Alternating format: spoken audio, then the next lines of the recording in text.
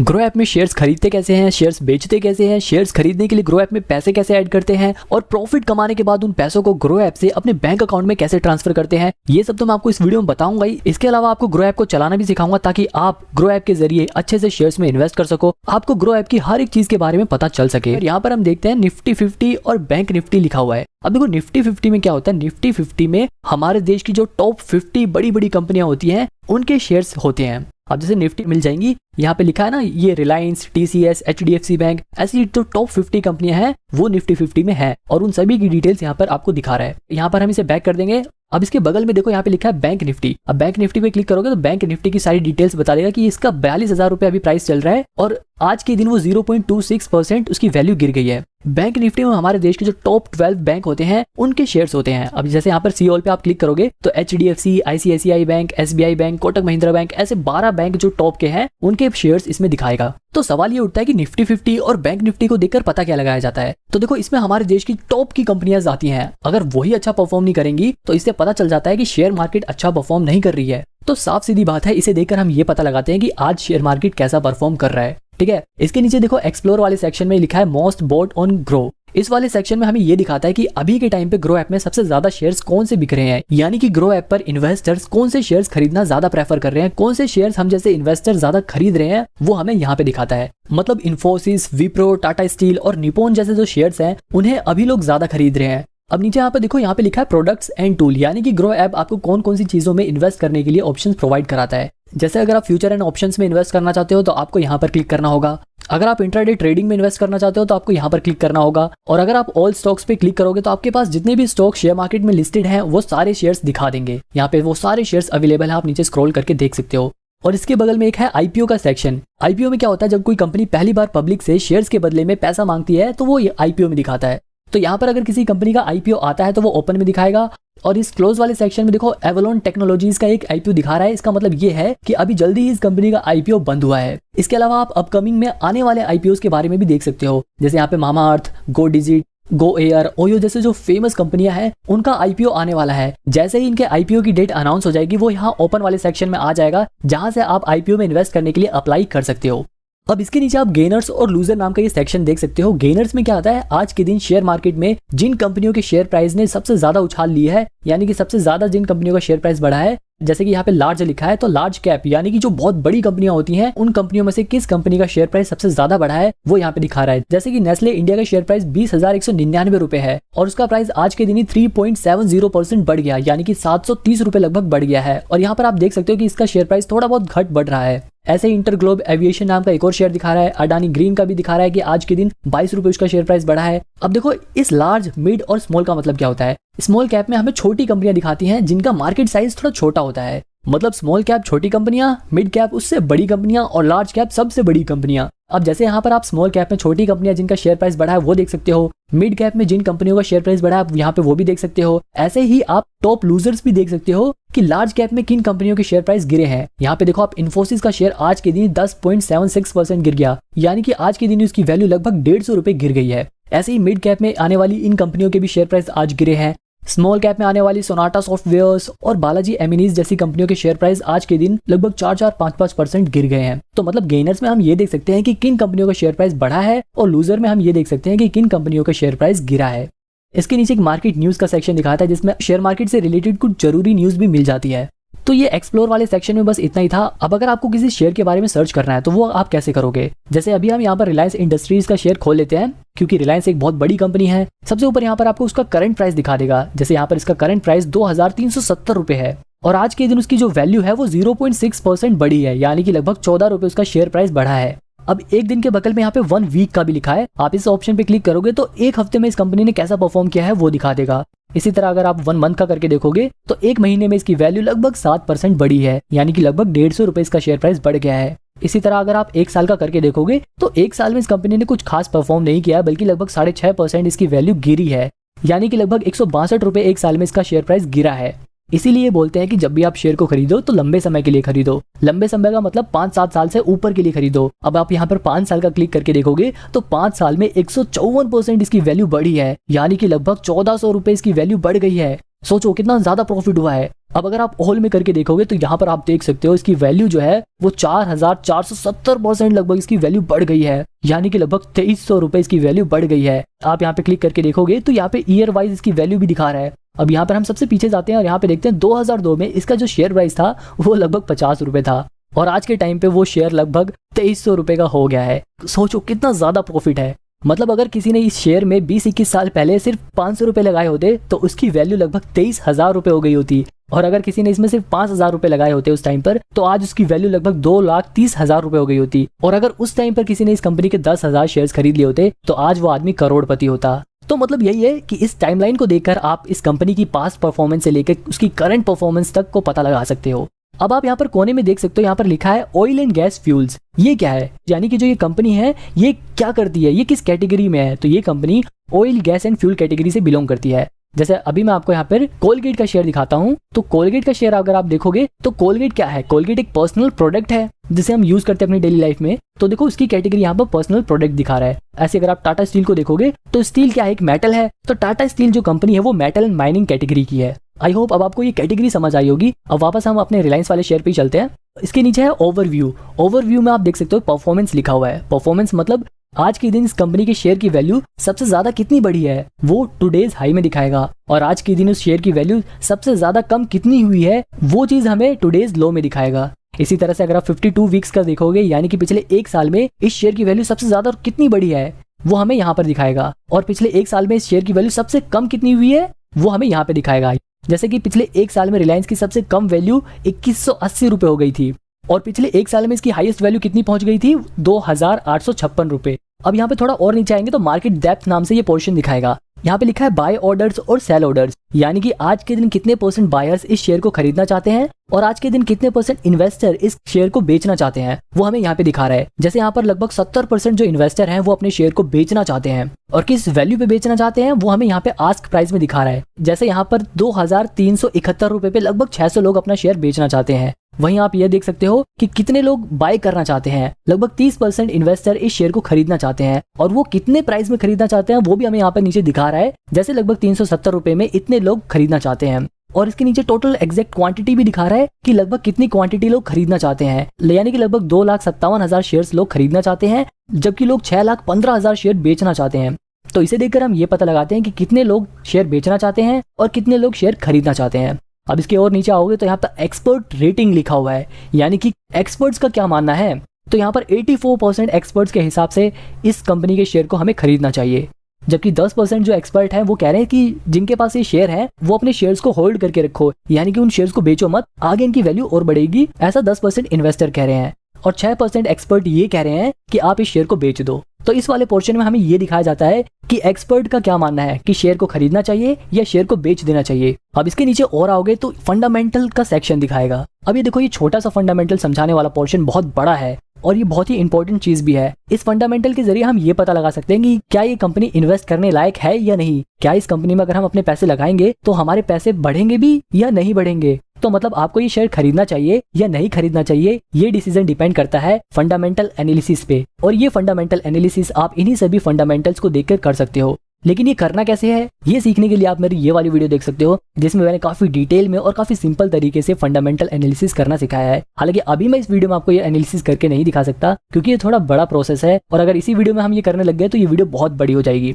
नीचे हम यहाँ पर फाइनेंशियल्स देख सकते हैं, यहाँ से हम पिछले कुछ सालों में कितनी कमाई हुई है वो देख सकते हैं। इसी तरह हम प्रॉफिट भी देख सकते हैं कि रेवेन्यू में से एक्सपेंस को माइनस करने के बाद जो कंपनी के पास प्रॉफिट बचा, यानी कि कंपनी के पास जो मुनाफा बचा वो कितना है, हम ये देख सकते हैं यहाँ से। इसके अलावा कंपनी की नेट वर्थ भी हम यहाँ से देख सकते हैं कि कंपनी हर साल बड़ी हो रही है या नहीं बड़ी हो रही है। यहाँ पर देखो आप, हर साल कंपनी की जो वैल्यू है वो बड़ी होती जा रही है, कंपनी और भी बड़ी होती जा रही है। इस फाइनेंशियल वाले पोर्शन से हमें ये पता चलता है कि क्या कंपनी हर साल प्रॉफिट कमा रही है, और अगर वो प्रॉफिट कमा रही है तो क्या उसका प्रॉफिट हर साल बढ़ रहा है या नहीं बढ़ रहा। जैसे यहाँ पर ईयरली देखा जाए तो रेवेन्यू इसका हर साल बढ़ ही रहा है। हालांकि 2021 में इसका रेवेन्यू थोड़ा गिरा था, लेकिन उसके बाद से इसका रेवेन्यू बढ़ा ही है। अब इसके नीचे देखेंगे लिखा है अबाउट कंपनी। अब इस वाले पोर्शन पर अगर करोगे तो कंपनी की डिटेल्स आपके पास आ जाएंगी। जैसे रिलायंस इंडस्ट्रीज का अभी के टाइम पे जो सीईओ हैं वो मुकेश अंबानी है, तो यहाँ पर वो लिखा हुआ है, और ये कंपनी 1973 से है वो भी लिखा हुआ है। और इस रिलायंस इंडस्ट्रीज के अंदर जो जो कंपनियां आती हैं, जो जो इनके प्रोडक्ट्स हैं वो सब यहाँ पर दिखाता है। जैसे यहाँ पर आप जियो को देख सकते हो, हमारे जो जियो सिम होती है वो भी रिलायंस इंडस्ट्रीज की ही है। रिलायंस फ्रेश भी रिलायंस इंडस्ट्रीज के अंदर ही आता है। तो अबाउट कंपनी से हमें ये पता चल जाता है कि कंपनी क्या करती है और कंपनी को अभी चला कौन रहा है और कंपनी कब से है। इसके बाद नीचे आता है शेयर होल्डिंग पैटर्न। आप शेयर होल्डिंग पैटर्न में ये देख सकते हो कि प्रमोटर के पास यानी कि जो कंपनी के फाउंडर्स हैं जिन्होंने कंपनी खोली है उनके पास कितने शेयर्स हैं। तो यहाँ पर आप देखो प्रमोटर्स के पास 50% शेयर्स हैं। इसके अलावा फॉरेन इंस्टीट्यूशन के पास भी 23.43% शेयर्स हैं। फॉरेन इंस्टीट्यूशन प्रोफेशनल इन्वेस्टर्स होते हैं जिनका काम ही इन्वेस्टमेंट करने का होता है। तो जिस कंपनी के शेयर में फॉरेन इंस्टीट्यूशन का शेयर होल्डिंग पैटर्न ज्यादा हो तो समझ जाना उस कंपनी में दम है। ऐसे रिटेल का पोर्शन दिखा रहा है 11.64%, यानी कि हम जैसे आम जो इन्वेस्टर हैं उनके पास 11.64% शेयर है। इसके अलावा डोमेस्टिक इंस्टीट्यूशन के पास भी 8.6% शेयर है। डोमेस्टिक इंस्टीट्यूशन में भी फॉरेन इंस्टीट्यूशन की तरह प्रोफेशनल इन्वेस्टर ही होते हैं। इसके अलावा इसमें 5.81% म्यूचुअल फंड का भी पैसा लगा हुआ है, यानी कि जिन लोगों ने म्यूचुअल फंड में पैसा लगाया था उनके एजेंट्स ने इस कंपनी के शेयर में भी इन्वेस्ट कर रखा है। तो शेयर होल्डिंग पैटर्न को देखकर हम यही पता लगाते हैं कि किसके पास कितने शेयर होते हैं। अब इसको थोड़ा और स्क्रॉल करोगे तो नीचे दिखा है टॉप म्यूचुअल फंड इन्वेस्टेड, यानी कि जो ये 5.8% म्यूचुअल फंड वाला पैसा इसमें लगा हुआ है। तो आखिर वो कौन से म्यूचुअल फंड है जिन्होंने इसमें पैसा लगाया है। तो इसमें ICICI, HDFC index, UTI Nifty, Aditya Birla जैसे म्यूचुअल फंड्स ने इन्वेस्ट कर रखा है। अब इसके थोड़ा और नीचे आते हैं और यहाँ पर हम देखते हैं सिमिलर स्टॉक्स, यानी कि रिलायंस इंडस्ट्रीज जैसी और भी कंपनियों के जो शेयर्स हैं वो हमें यहाँ पे दिखाता है। जैसे यहाँ पर ऊपर आपने देखा था कि ये company oil gas and fuel category से है, तो ऐसे ही नीचे यहाँ पर उसके सिमिलर स्टॉक्स दिखा रहे हैं, सिमिलर ऐसी कंपनियों के शेयर्स दिखा रहा है। जैसे यहाँ पर इंडियन ऑयल कॉर्पोरेशन का शेयर भी दिखा रहा है, भारत पेट्रोलियम का शेयर दिखा रहा है। इंडस्ट्रीज से मिलती जुलती जो कंपनियां हैं उनके शेयर्स यहाँ पे दिखाएगा, उनके शेयर का प्राइस यहाँ पे दिखाएगा। अब यहाँ पे अगर आप वापस ऊपर आते हो, यहाँ पे एक न्यूज वाला सेक्शन है, न्यूज पे क्लिक करोगे तो इस शेयर से रिलेटेड जो भी न्यूज है वो यहाँ पर दिखा देगा। अब इसके बगल में इवेंट का सेक्शन दिया हुआ है, इवेंट में शेयर से रिलेटेड जो जो चीजें हुई हैं वो दिखाता है। जैसे बोनस एंड स्प्लिट, अगर इस कंपनी ने बोनस शेयर इशू किया होगा तो वो भी यहाँ पे दिखाएगा। अगर ये कंपनी डिविडेंड देगी तो वो भी यहाँ पे दिखाएगा। अगर इनकी एनुअल मीटिंग होगी, कुछ भी अनाउंसमेंट होगी तो वो सब यहाँ पे हमें दिखाता है। जैसे यहाँ पर 20 जनवरी 2023 को बोर्ड मीटिंग हुई थी इनकी, तो उसकी अनाउंसमेंट यहाँ पर हुई थी। तो इसी तरह थोड़ा और नीचे करोगे तो यहाँ पर 18 अगस्त 2022 को इन्होंने डिविडेंड दिया था, तो उसकी अनाउंसमेंट इन्होंने यहाँ पे करी थी। तो मतलब यहाँ पर इस कंपनी के शेयर से रिलेटेड जो भी अनाउंसमेंट होती है वो यहाँ पर दिखाया जाता है इवेंट वाले पोर्शन में। अब इसके बगल में है FNO। FNO का मतलब आप यहाँ से फ्यूचर एंड ऑप्शंस में इन्वेस्ट कर सकते हो, लेकिन अभी मैं आपको सिर्फ नॉर्मल शेयर्स में इन्वेस्ट करना सिखाऊंगा। तो वापस हम ओवरव्यू पे जाते हैं। अब अगर मेरे को ग्रो ऐप में शेयर खरीदना है तो मैं वो शेयर कैसे खरीदूंगा। तो देखो, ग्रो ऐप में अगर आपको शेयर खरीदना है तो सबसे पहले आपको इसमें पैसे ऐड करने पड़ेंगे। तो हम वापस बैक करते हैं और वापस होम स्क्रीन पे पहुंच जाते हैं। अब देखो यहाँ पर अपनी आप प्रोफाइल पे क्लिक करोगे ना तो यहाँ पर ये वाला सेक्शन खुल जाएगा। यहाँ पे देखो ऐड मनी वाले पोर्शन में ना यहाँ पे मेरे पास अभी 1199 रुपए दिखा रहा है। अगर मेरे को इसमें पैसे ऐड करने हैं तो मैं वो कैसे करूंगा, मैं यहाँ ऐड मनी वाले पोर्शन पे क्लिक करूंगा। अब मेरे को जितने भी रुपए यहाँ पर ऐड करने हैं मैं वो अमाउंट डाल देता हूँ। सपोज करो मेरे को यहाँ पर 100 रुपए ऐड करने हैं। आप 100 रुपए से कम ऐड नहीं कर सकते, इससे ज्यादा आप ऐड कर सकते हो। तो मैं यहाँ पे 100 रुपए ऐड करके दिखाता हूँ। अब यहाँ पे देखो बाय डिफॉल्ट नेट बैंकिंग का ऑप्शन दिखा रहा है, लेकिन मेरे को नेट बैंकिंग से पैसे ऐड नहीं करने, मेरे को UPI से पैसे ऐड करने हैं। तो मैं यहाँ पे जो एरो है ये यहाँ पे क्लिक करूंगा। यहाँ पे क्लिक करते ही ऑप्शन खुल जाएगा पेमेंट ऐड करने का। तो यहाँ पर मैं अपने पेटीएम की UPI ID से पैसे ऐड करना चाहता हूँ, तो मैं इस पे ऐड 100 पे कर दूंगा। ये थोड़ा लोड होगा। अब मैं यहाँ पर जैसे ही अपना पेटीएम खोलूंगा तो यहाँ पर उस पेमेंट का ऑप्शन दिखाएगा। यहाँ पे मैं इस पे क्लिक करके पेमेंट कर दूंगा। जैसे ही मेरी यहाँ पर पेमेंट कंप्लीट हो जाएगी, यहाँ पर पेमेंट सक्सेसफुल लिखा आ जाएगा और यहाँ पर मेरे पैसे ऐड हो जाएंगे। अब मैं वापस अगर अपनी प्रोफाइल पर आपको खोल के दिखाऊं तो यहाँ पर आप देखो पहले मेरे पास 1100 रुपए थे, अब लगभग 1200 रुपए हो गए। और अब मैं आपको एक शेयर खरीद के दिखाता हूँ। अब जैसे मेरे को डाबर का एक शेयर खरीदना है तो मैं यहाँ पे डाबर सर्च करूंगा और डाबर कंपनी का शेयर यहाँ पे दिखा देगा। अब इस शेयर को खरीदने के लिए मैं बाय वाले ऑप्शन पे क्लिक करूंगा और यहाँ पर मेरे को कितने शेयर खरीदने हैं मैं वो क्वांटिटी यहाँ पे डाल दूंगा। जैसे मेरे को एक शेयर खरीदना तो मैं यहाँ पे एक डाल के दिखा देता हूँ आपको। नीचे यहाँ पे दिखा रहा है प्राइस मार्केट, यानी कि आप इस शेयर को इसके मार्केट प्राइस पे खरीदना चाहते हो, यानी कि जो अभी करंट इसका प्राइस दिखा रहा है, जैसे यहाँ पे दिखा रहा है 523 रुपए, क्या आप उस करंट प्राइस पे इसे खरीदना चाहते हो, या फिर अगर आपको लग रहा है कि इसका प्राइस थोड़ा और कम होगा तो आप इसे चेंज करके प्राइस लिमिट भी सेट कर सकते हो। यानी कि जैसे मान लो मेरे को ऐसा लग रहा है कि इसका शेयर प्राइस 522 रुपए हो जाएगा, तो मैं यहाँ पर 522 डाल के लिमिट सेट कर दूंगा और जैसे ही आज के दिन इसका शेयर प्राइस 522 रुपए होगा, ऑटोमेटिकली ग्रो मेरे लिए वो शेयर खरीद लेगा और वो शेयर मेरे डीमेट अकाउंट में आ जाएगा। और अगर आपको मार्केट प्राइस भी खरीदना है तो इसे वापस मार्केट प्राइस पे कर दो। यहाँ पे मैं इसे बाय कर देता हूँ। इसके अलावा अगर आप इसे इंट्राडे के लिए खरीदना चाहते हो तो वो भी यहाँ पे दिखा देगा। आप यहाँ पे सीधे अपनी क्वांटिटी डालो कि आपको कितने शेयर्स खरीदने हैं, 2 शेयर खरीदने हैं या 10 शेयर खरीदने हैं। आपके पास जितने पैसे होंगे उसी के हिसाब से आप उतने शेयर खरीद सकते हो। जैसे मैं यहाँ पे 5 शेयर खरीद सकता हूँ। इसके बाद यहाँ पे मार्केट प्राइस सेट करो या प्राइस लिमिट सेट करो। जैसे यहाँ पे 522 रुपए में प्राइस लिमिट सेट कर देता हूँ। जब भी आप इंट्राडे में ट्रेडिंग करो तो स्टॉप लॉस जरूर सेट करो। यहाँ पे आप स्टॉप लॉस सेट कर सकते हो कि अगर 520 रुपए से शेयर प्राइस नीचे जाता है तो ये लोग ऑटोमेटिकली मेरे शेयर को बेच दे ताकि मेरे को घाटा ना हो।